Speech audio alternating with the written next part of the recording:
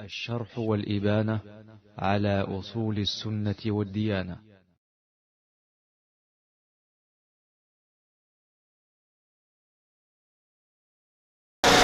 Celui qui mentionne les compagnons du prophète Mohammed sallallahu alayhi wa sallam et ce négativement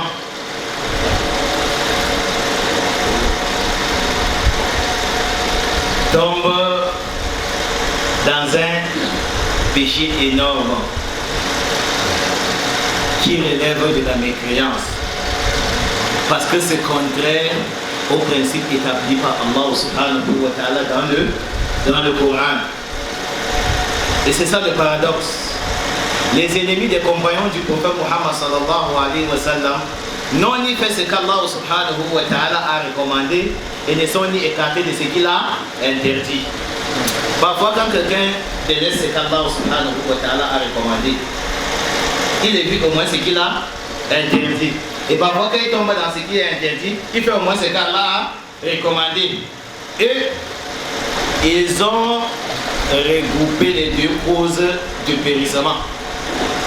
Ils ne se sont ni conformés au test à travers l'obéissance à Allah dans la mise en pratique des injonctions divines et ne se sont ni écartés des actes interdits par Allah subhanahu wa ta'ala.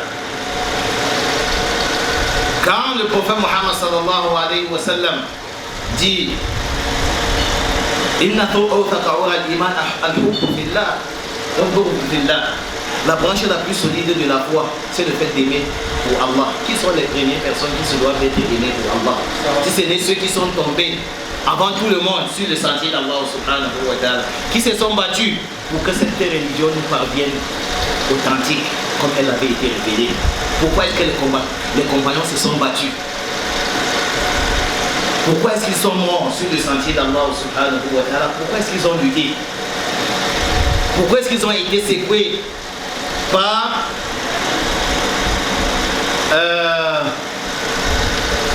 la misère? Pourquoi est-ce qu'ils ont été secoués par la nuisance des mécréants? Parce qu'ils voulaient que cette religion nous parvienne authentiquement comme elle avait été révélée.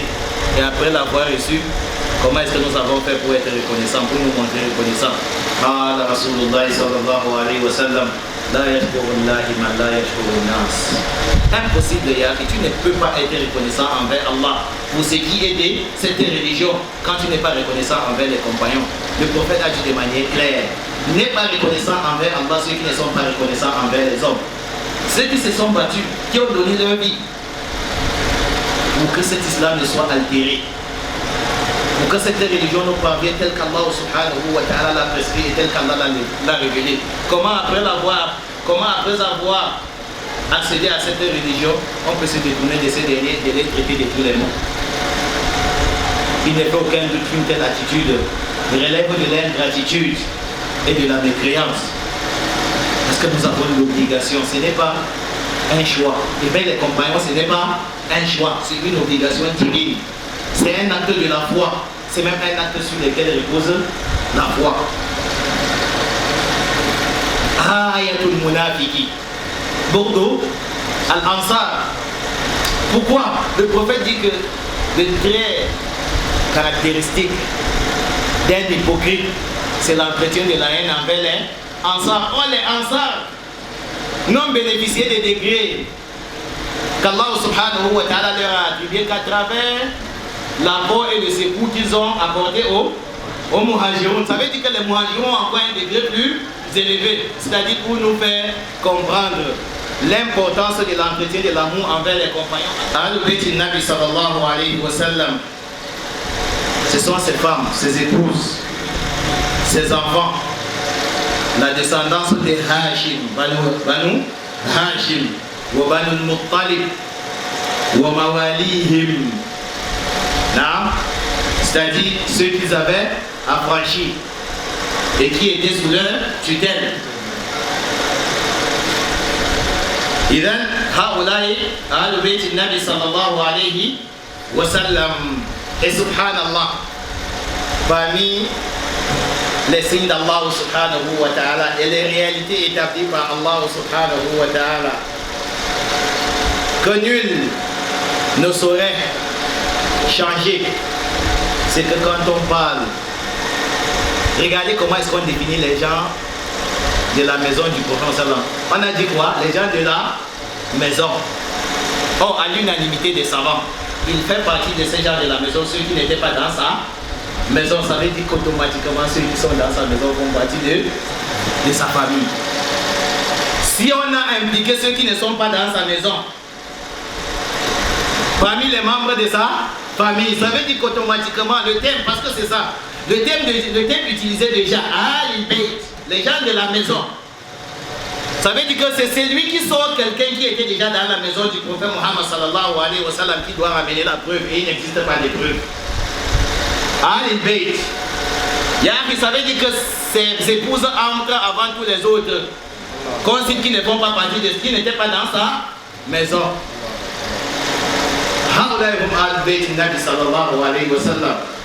Sans aucun doute, les épouses du prophète Muhammad sallallahu alayhi wa sallam font partie de quoi?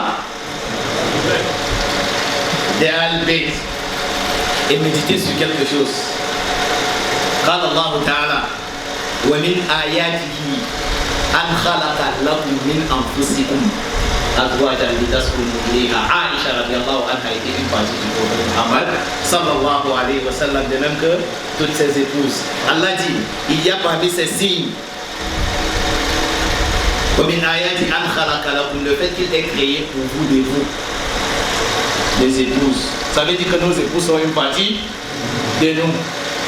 Automatiquement, ce sont nos Al-Bayt. Il a créé de vous pour vous. وقال الله تعالى الطيبات للطيبين والطيبون للطيبات. Les bonnes femmes sont pour les bons hommes. Si tu dis que le prophète avait une mauvaise femme, tu as dit qu'il est un mauvais homme. Le Coran est clair. Le Coran est clair. Les bonnes femmes sont pour les bons hommes. Et le prophète Mohammed sallallahu alayhi wa sallam était le meilleur des hommes. C'est pour ça qu'il avait les meilleures des épouses. Et les bonnes épouses, les femmes infieuses sont pour les bons hommes. Ah, c'est une réalité établie par le Coran. C'est-à-dire que d'après les tests, on ne peut pas sortir les épouses du prophète Muhammad sallallahu alayhi wa sallam parmi les Al-Bayt. Elles entrent même avant beaucoup d'autres personnes qui sont dedans à l'unanimité des savants. Comme si Allah subhanahu wa ta'ala avait voulu qu'il n'y ait pas de divergence. Mais malgré ça, certains ont quand même créé la divergence. Parce que si les gens sont unanimes, que quelqu'un qui est dehors doit bénéficier de ce qu'il y a dedans, ça veut dire que celui qui est déjà dedans est plus en droit de bénéficier de cette chose. Est-ce qu'il faut des mathématiques pour comprendre une telle réalité? Al-Bayt, il y a des Al-Bayt. Comment vous pouvez sortir quelqu'un qui est dans le Bayt de Al-Bayt? Ma'qoul hada? Laysa bi ma'qoul. Laysa bi ma'qoul. Alaysa kadhalik? Barakallahu fikum. Voilà qui sont les Al-Bayt du Nabi sallallahu alayhi wa sallam. Et le hadith, je vous ai laissé le livre d'Allah et ma famille. Je vous ai laissé le livre d'Allah et la famille. Al-Hadith ou Sahih. Le hadith est Sahih. Parce que cette famille auquel le prophète Muhammad sallallahu alayhi wa sallam fait allusion, tu ne peux pas dissocier cette famille de sa sunna. C'est pour ça que, comme l'imam Ahmad a dit, Al-Ba, idha lam yujma'tuhu lam yatabayyanu fiqhuhu. Dans un chapitre, si tu ne regroupes pas tous les textes de la révélation relative à ce chapitre, tu ne vas pas comprendre. Si dans un hadith, le prophète a dit que j'ai laissé pour vous le Coran et ma sunna, le Coran et ma famille, ça veut dire que sa sunna est indissociable de sa famille. Allez, ça kadalik. Et si le prophète Muhammad sallallahu alayhi wa sallam a dit dans une recommandation qui a été qualifiée par Al-Irba ibn Sariya radiyallahu anhu comme une recommandation d'adieu, c'est ce qu'ils avaient ressenti. Le prophète lui a dit alaykum bi sunnati wa sunnati al-khulafa'i ar-rashidin al-mahdiyyin addu alayha bin nawajiz.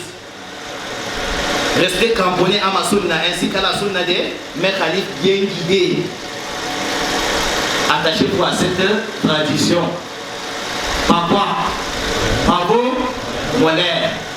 Les savants ont dit que généralement, quand on attrape quelque chose avec ses dents, si il n'y a aucune menace, comment est-ce qu'on l'attrape? Comme ça. Mais quand il y a une menace, quand on a peur que cela ne s'arrache, qu'est-ce qu'on fait? On l'attrape avec les molaires.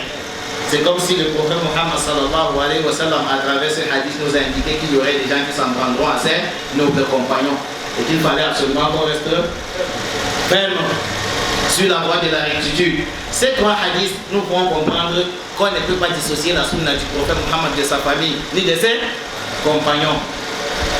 Tous ces éléments forment une chose qui est la voie de la guidée. Wallahu a'lam.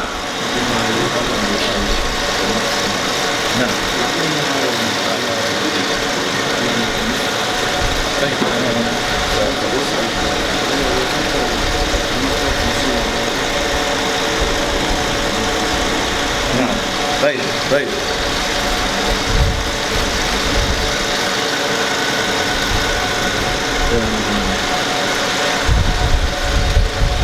كتب سؤال اقرأ سؤال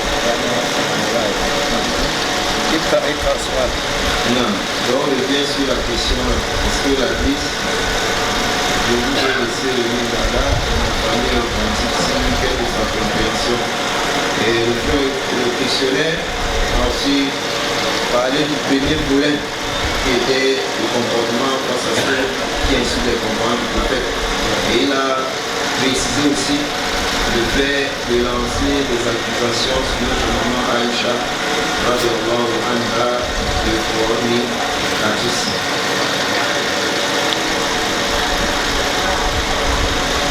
طيب.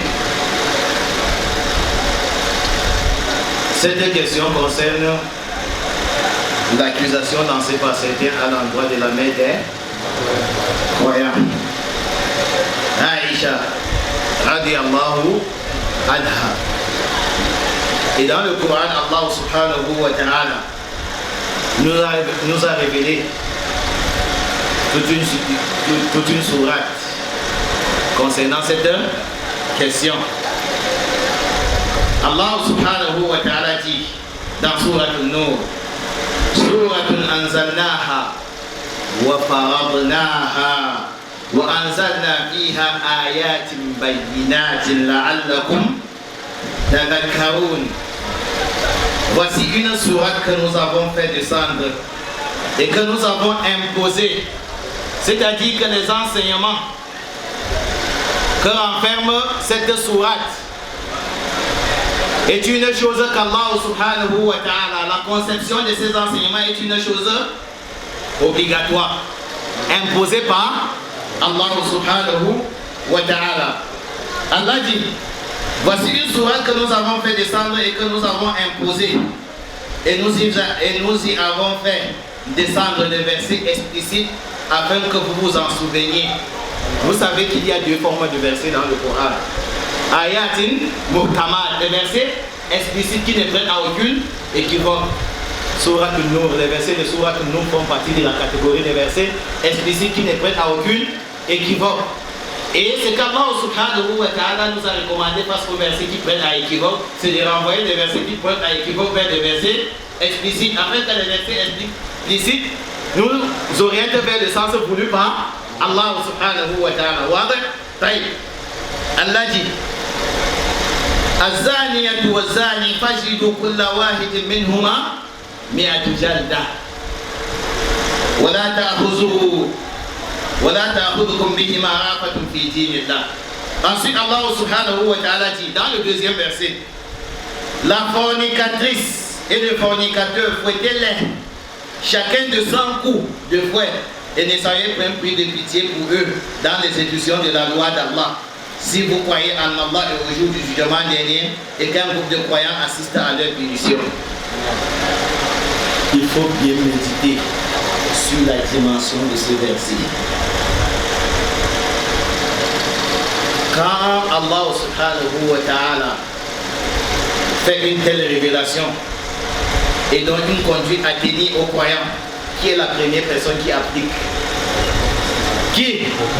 Le prophète sallallahu alayhi wa sallam. Est-ce que Aïcha radiallahu anha avait été fouillée?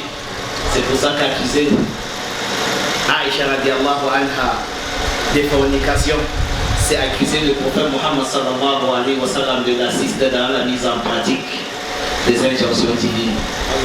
Vous avez vu comment Allah a défendu Aïcha? Tu ne peux pas t'attaquer à Aïcha sans sortir sur le prophète Mohammed sallallahu alayhi wa sallam. Si tu l'accuses de fornication, ça veut dire que tu as accusé le prophète Mohammed sallallahu alayhi wa sallam de trahison dans le message. Parce que ce qu'Allah subhanahu wa ta'ala a ordonné dans le Coran, c'est que les fornicateurs soient fouettés. Est-ce que Aïcha avait été fouettée?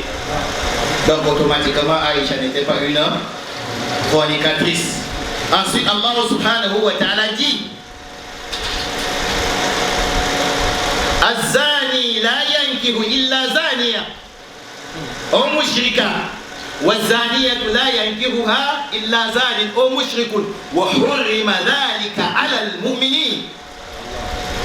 Le fornicateur n'épousera qu'une fornicatrice ou une associatrice, et la fornicatrice ne sera épousée que par un fornicateur ou un associateur, et cela a été interdit aux croyants. Ça veut dire qu'automatiquement, lorsque ce verset a été révélé, c'est Aïcha radiallahu anha était une fornicatrice, c'est que le prophète Mohammed sallallahu alayhi wa sallam avait l'obligation de faire, c'était de la divorcer. Et est-ce qu'il l'a fait? كذب من يتهم أم المؤمنين عائشة رضي الله عنها وصدق الله تعالى. Certes, on menti, on calomnie ceux qui s'en prennent à la mère des croyantes, Aïcha radiallahu anha. Et Allah subhanahu wa ta'ala a été véridique.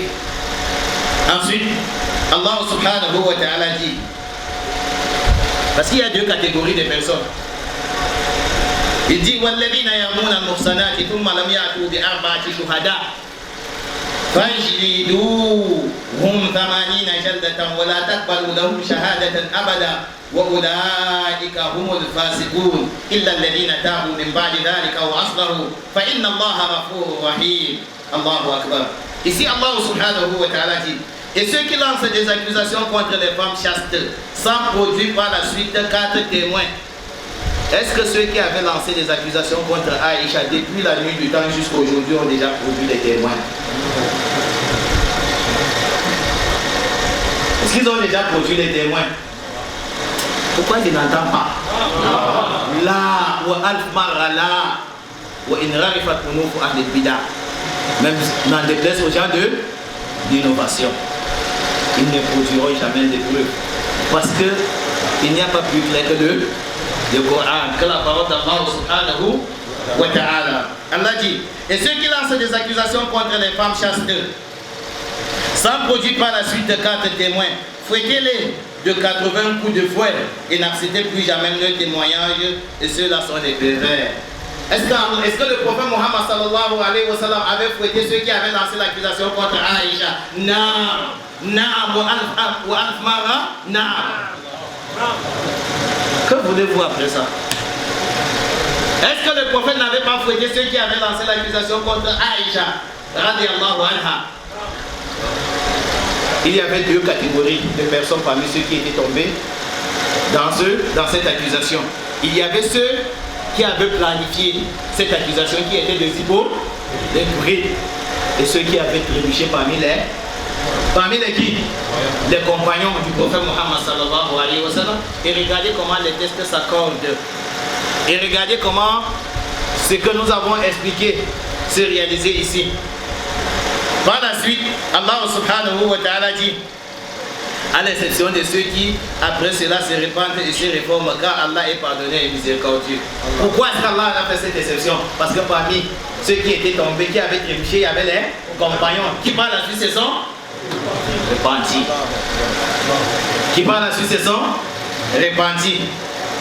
Ensuite, Allah subhanahu wa ta'ala dit: وَالَّذِينَ يَرْمُونَ أَزْوَاجَهُمْ ولم يكن لهم شهداء إلا أنفسهم فشهادة أحدهم 4 شهادات بالله إنه لمن الصادقين والخامسة أن لعنة الله عليه إن كان من الكاذبين ويدعو عنها العذاب أن تشهد 4 شهادات بالله إنه لمن الكاذبين والخامسة أن غضب الله عليها إن كان من الصادقين ولولا فضل الله عليكم ورحمته وأن الله تواب حكيم.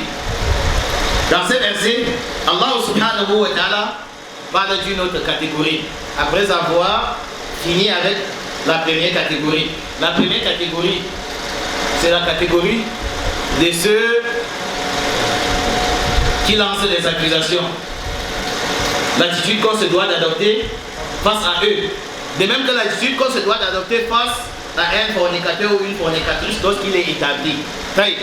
D'après le verset, il n'avait pas été établi qu'Aïcha avait forniqué. Et il avait été établi que ceux qui avaient lancé des accusations, c'était des fausses accusations. C'est pour ça qu'ils avaient été votés. Allez, Sakadari. Maintenant, Allah subhanahu wa ta'ala prend un autre volet en disant: quant à ceux qui lancent des accusations contre leurs propres épouses, est-ce que le prophète sallallahu alayhi wa sallam avait accusé sa femme? Non, pas. Comme les Bamoun disent souvent. Les gens qui veulent aider le prophète Mohammed sallallahu alayhi wa sallam, si tu veux aider le prophète, il faut suivre le prophète. Respecter ce qu'il respectait et aimer ce qu'il respectait. قيل لرسول الله صلى الله عليه وسلم من أحب الناس إليك؟ قال عائشة رضي الله عنها. قيل من الرجال قال أبوها. On avait interrogé le prophète Mohammed sallallahu alayhi wa sallam. Qui est la personne la plus aimée auprès de toi? Il a dit Aïcha radiallahu anha. On lui a dit non, parmi les hommes, Abouha, son père. C'est une suite logique, et tu ne peux pas aimer quelqu'un sans aimer son père. Allez, ça te va aller? Aha. L'islam est logique, hein? L'islam est logique, alhamdulillah. Alhamdulillah ala ni'mat al-islam. Walhamdulillah ala ni'mat al-hidayah. Walhamdulillah ala ni'mat al-sunnah. Allah nous en préserve. Allah qui, quant à ceux qui lancent des accusations contre leurs propres épouses, sans avoir d'autres témoins qu'eux-mêmes, le témoignage de l'un d'entre eux doit être une quadruple attestation par Allah qu'il est du nombre de véridiques. Donc il doit jurer par Allah que je suis véridique. Ici, Allah est en train de traiter un autre volet dans l'accusation. Il s'agit là de quelqu'un qui est en train d'accuser sa propre femme, son épouse. Alors qu'est-ce qu'il doit faire? Parce qu'il ne faut pas qu'après, le Coran est clair, ce sont les versets explicites, les versets de Sourate Nour, comme Allah a dit, ce sont les versets explicites qui ne prennent à aucune autre interprétation que ce qu'ils indiquent. Allah subhanahu wa ta'ala nous fait comprendre que quant à ceux qui lancent des accusations contre leurs propres épouses, sans avoir d'autres témoins qu'eux-mêmes, les témoins de l'un d'entre eux doivent être une quadruple attestation par Allah qu'il est du nombre de véridiques. C'est-à-dire qu'il dit la vérité que sa femme a forniqué. Donc, on ne peut pas venir dire à quelqu'un que ta femme a forniqué et sur la base de ce que les gens ont dit sans qu'il ne vérifie, qu'il applique cette tendance. Parce qu'il doit jurer 4 fois que c'est vrai. Et comment est-ce qu'il va le faire quand il n'a pas de témoins, quand il n'a pas la certitude? Et pour la 5e fois, il doit prier la malédiction d'Allah sur lui-même. Est-ce que le prophète avait fait ça? Ça veut dire qu'il n'accusait pas lui sa femme. Malheur donc à ceux qui accusent sa femme. Ensuite, Allah subhanahu wa ta'ala dit: Inna alladhina ja'u bil ifki usbatun minkum la tahsabuhu sharran lakum بل هو خير لكم لكل امرئ منهم ما اكتسب من الإثم والذي تولى كبره منهم له عذاب عظيم.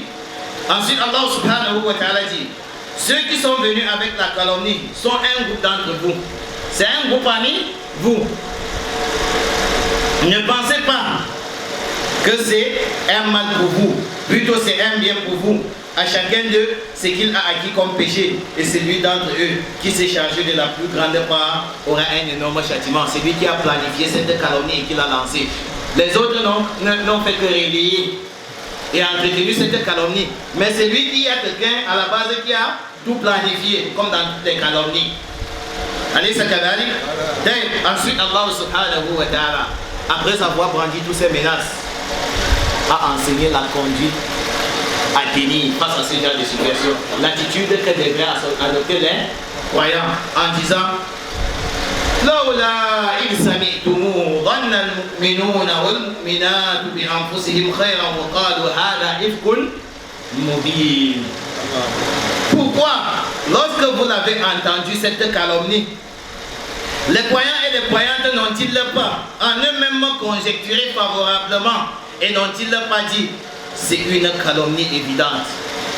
C'est une calomnie évidente parce que la femme, l'épouse du prophète Muhammad sallallahu alayhi wa sallam ne peut être une fornicatrice. Allah subhanahu wa ta'ala ne peut laisser qui que ce soit toucher le prophète Muhammad sallallahu alayhi wa sallam à ce point parce qu'attaquer quelqu'un dans son lit, c'est l'attaquer au plus profond de son être. Et Allah subhanahu wa ta'ala avait secouru le prophète sallam et l'avait protégé. Et ça va avec tout ce qui va avec. C'est pour ça qu'Allah subhanahu wa ta'ala dit, écoutez bien, Lola isani'tumuhu, dhanna al-mu'minuna wal-mu'minati bi anfusihim khayra. Pourquoi lorsque vous l'avez entendu cette calomnie, les croyants et les croyants n'ont-ils pas en eux-mêmes conjecturé favorablement? En eux-mêmes conjecturé favorablement. Pourquoi? Vous savez pourquoi Allah subhanahu wa ta'ala a utilisé ce style?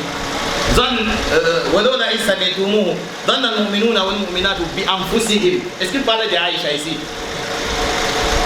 Parce que penser du bien de Aïcha, tu fais d'abord du bien à toi-même. C'est pour ça qu'Allah dit, pourquoi n'avez-vous pas pensé du bien à vous-même? À travers la conjecture positive à l'endroit de Aïcha radiallahu anha. Ensuite Allah subhanahu wa ta'ala dit, لولا جاءوا عليه بأربعة شهداء فإن لم يأتوا بشهداء فأولئك عند الله هم الكاذبون. Allah subhanahu wa ta'ala dit,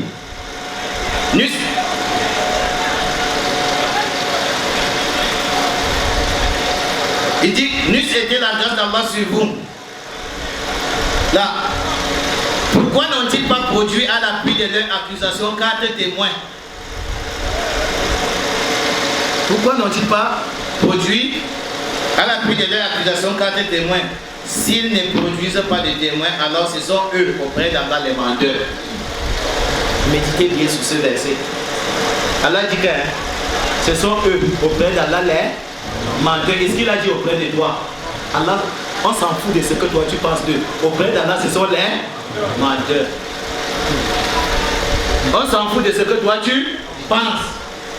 Et ta conception se doit de s'accorder avec les tests si tu es croyant. Or, d'après les tests, ce sont des menteurs. Quiconque accuse Aïcha sans produire 4 témoins. Où sont les témoins?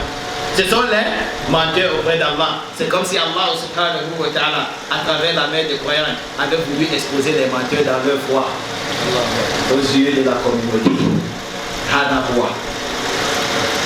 Ensuite Allah subhanahu wa ta'ala dit, ولولا فضل الله عليكم ورحمته في الدنيا والآخرة لمسكم فيما أخذتم فيه عذاب عظيم. N'eût été la grâce d'Allah sur vous et sa miséricorde ici-bas comme dans le Doda. Allah s'adresse ici à qui? Hein? Les compagnons du prophète Muhammad sallallahu alayhi wa sallam, pour que ne perdez pas de vue le statut des compagnons. Même quand il est arrivé de trébucher, ce n'étaient pas des hommes infaillibles, mais même quand il est arrivé de trébucher, ils bénéficiaient toujours du pardon d'Allah. Même dans cette situation, ceux parmi les compagnons du prophète qui avaient trébuché et qui avaient entretenu la calomnie fabriquée par les hypocrites, qu'est-ce qu'Allah subhanahu wa ta'ala dit? N'eût été la grâce d'Allah sur vous. Il y a qu'eux, ils ont bénéficié de la grâce d'Allah, mais toi, tu connais ton statut. N'eût été la grâce d'Allah sur vous et sa miséricorde ici-bas comme dans l'au-delà, un énorme châtiment vous aurait touché pour cette calomnie dans laquelle vous vous êtes lancé. Mais Allah subhanahu wa ta'ala les avait enveloppés par quoi? Par sa miséricorde et son pardon. Ensuite Allah subhanahu wa ta'ala dit, et quand vous colportiez la nouvelle avec vos langues et disiez de vos bouches ce dont vous n'aviez aucun savoir. Voilà la différence entre les compagnons et les hypocrites. Les compagnons qui avaient trébuché, eux ils n'avaient aucun savoir. Le véritable problème avec eux, c'est qu'ils ont colporté cette calomnie. Ce n'est même pas qu'ils croyaient que Aïcha avait forniqué, mais ils ont colporté, parmi ceux qui ont trébuché, ils ont colporté cette parole. Allah dit, quand vous colportiez la nouvelle avec vos langues, et disiez de vos poussées dont vous n'aviez aucun savoir, et vous le comptiez comme insignifiant, alors qu'auprès d'Allah, cela était énorme. Le simple fait de colporter une calomnie lancée à la droite de Aïcha radiallahu anha, même si toi tu considères cela comme quelque chose de léger, c'est quelque chose d'énorme auprès d'Allah. Ensuite, Allah subhanahu wa ta'ala dit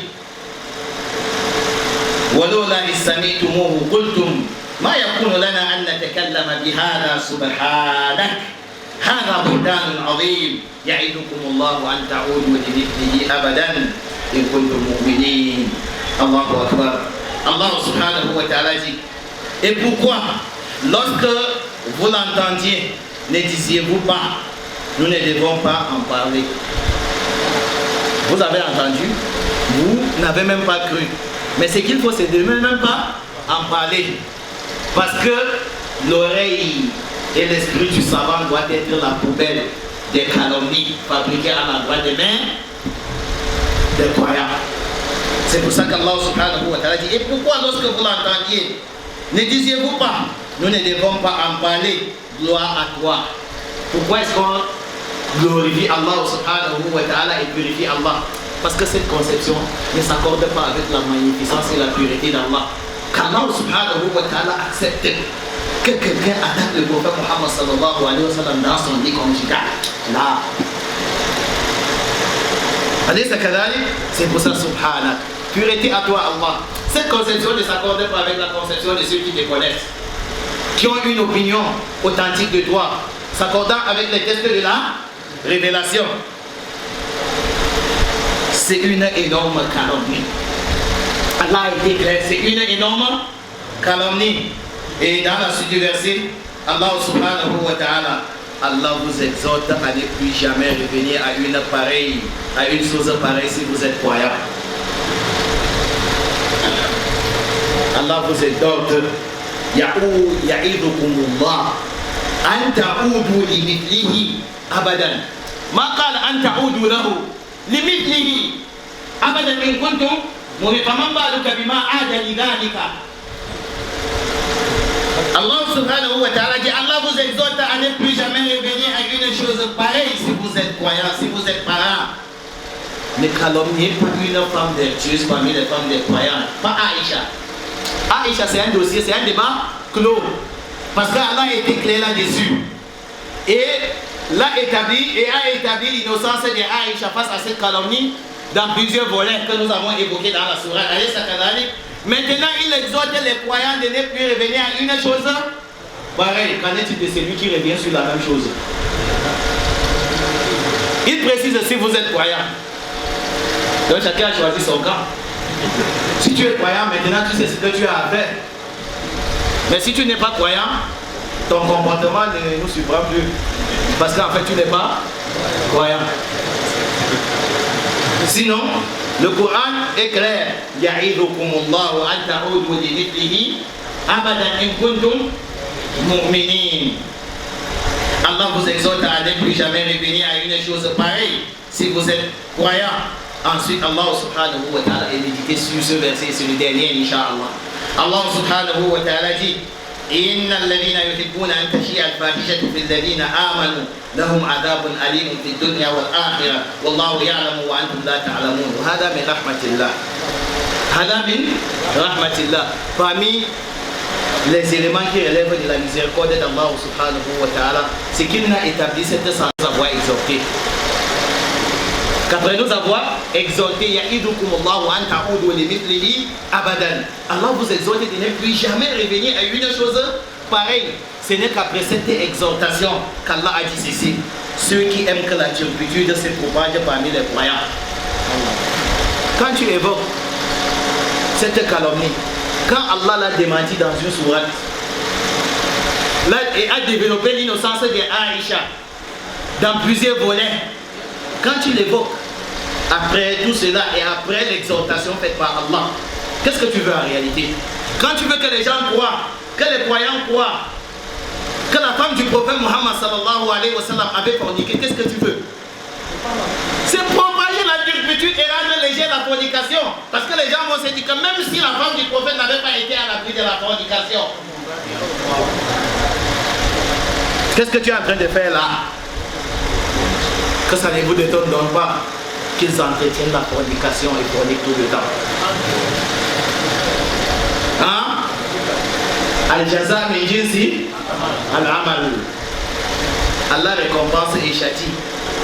Pas le châtiment qui est de la même nature que le péché commis. Ils ont accusé Aïcha des fornicatrices et Allah subhanahu wa ta'ala les a conduits vers la fornication. Ils ont même légiféré la fornication et légalisé. Alaysa kadhalik? Inna alladhina yuhibbuna an tashi'a al-fahishatu fil ladina amanu. Non, ceux qui aiment que la turpitude se propage parmi les croyants auront un châtiment douloureux. Ici-bas comme dans l'au-delà, Allah sait et vous ne savez pas.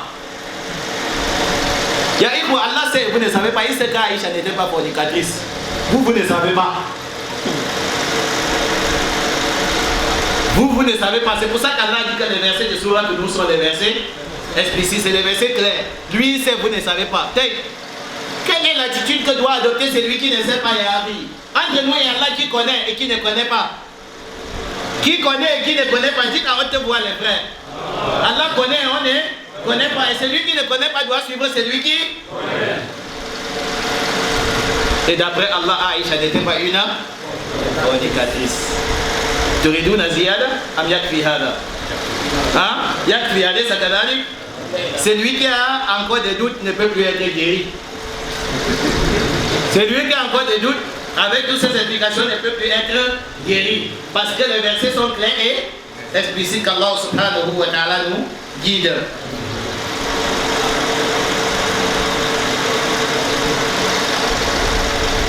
ولعلنا نقف عند هذا الحد والله أعلى وأعلم صلى الله وسلم على نبينا محمد وعلى آله وصحبه أجمعين. الشرح والإبانة على أصول السنة والديانة.